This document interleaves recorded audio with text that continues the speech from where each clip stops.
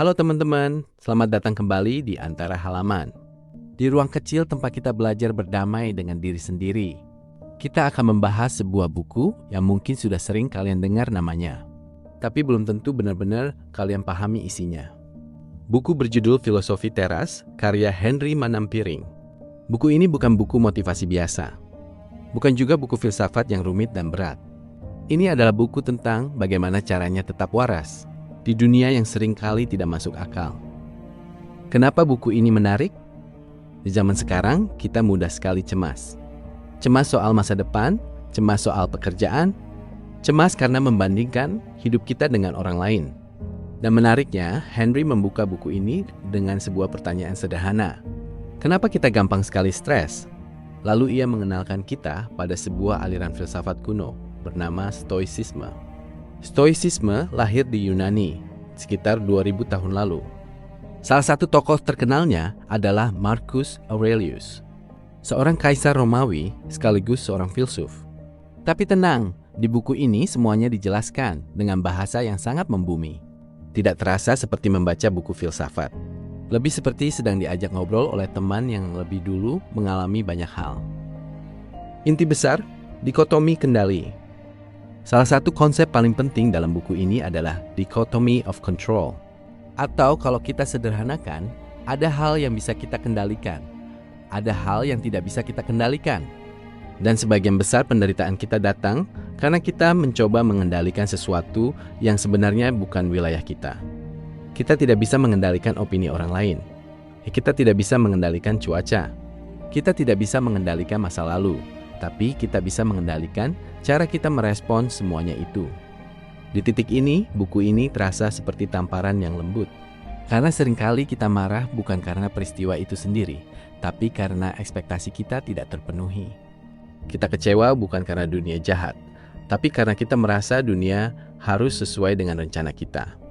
Padahal, sejak kapan hidup menjanjikan kepastian? Stoikisme bukan tentang menjadi dingin. Banyak orang salah paham, mengira stoik itu berarti tidak punya emosi. Padahal bukan begitu. Stoik bukan berarti tidak sedih, bukan berarti tidak marah, bukan berarti tidak kecewa. Tapi stoik berarti sadar bahwa emosi itu ada, dan kita memilih bagaimana bersikap setelahnya. Bayangkan kamu kehilangan sesuatu yang penting. Sedih? Wajar. Kecewa? Manusiawi. Tapi apakah kamu akan membiarkan kesedihan itu mengendalikan hidupmu? Atau kamu akan menerima lalu melangkah? Disinilah buku ini terasa sangat relevan. Karena hidup modern penuh distraksi, dan kita terlalu sering reaktif.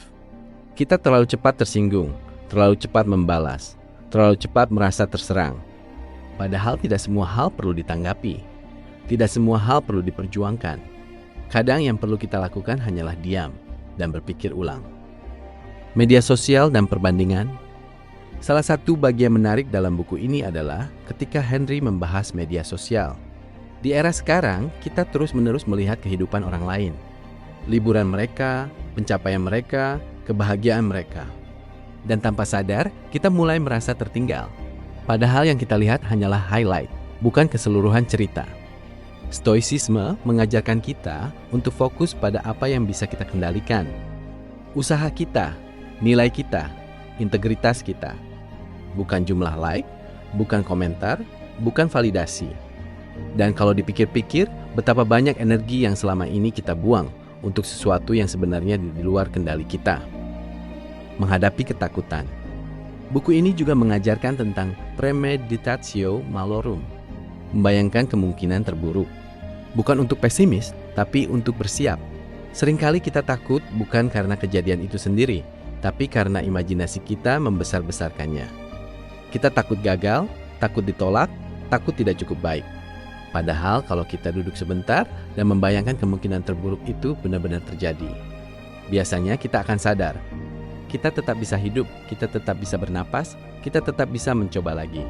Ketakutan seringkali hanya bayangan, dan buku ini membantu kita menyalakan lampu di ruangan gelap itu. Kebajikan sebagai kompas hidup. Dalam stoicisme, yang paling penting bukan kekayaan, bukan popularitas, bukan status.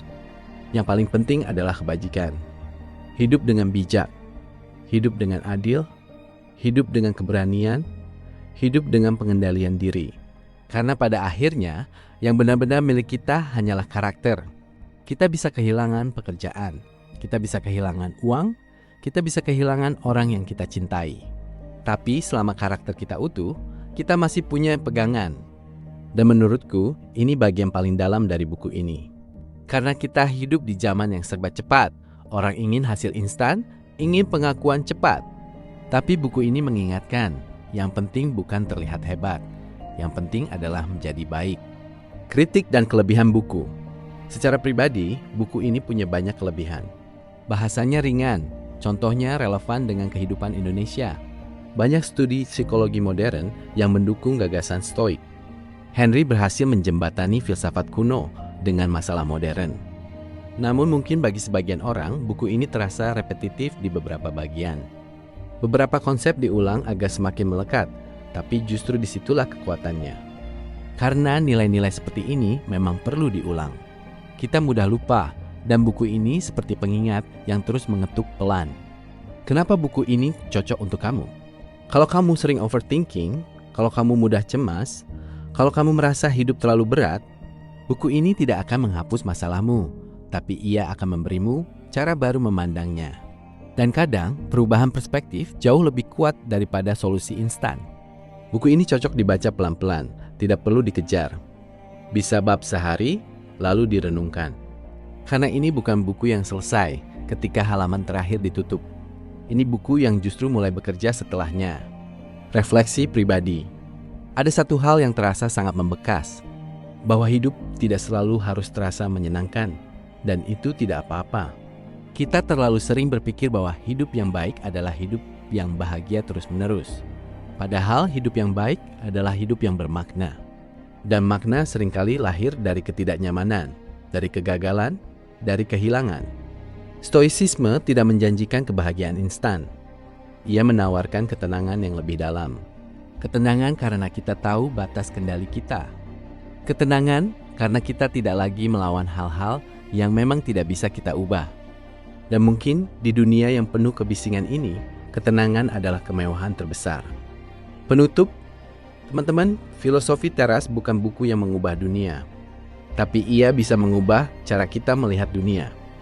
Dan ketika cara melihat berubah, reaksi kita berubah, keputusan kita berubah, hidup kita perlahan ikut berubah. Kalau kamu merasa akhir-akhir ini terlalu lelah dengan pikiran sendiri, mungkin ini saatnya duduk sebentar, membaca dan berdamai. Karena tidak semua hal harus kita lawan. Beberapa hal cukup kita terima. Dan dari penerimaan itu, kita menemukan kekuatan yang tidak pernah kita sadari sebelumnya. Terima kasih sudah menemani di antara halaman. Kalau kamu suka pembahasan seperti ini, jangan lupa subscribe dan bagikan ke teman yang mungkin sedang butuh ketenangan. Sampai bertemu di antara pikiran berikutnya.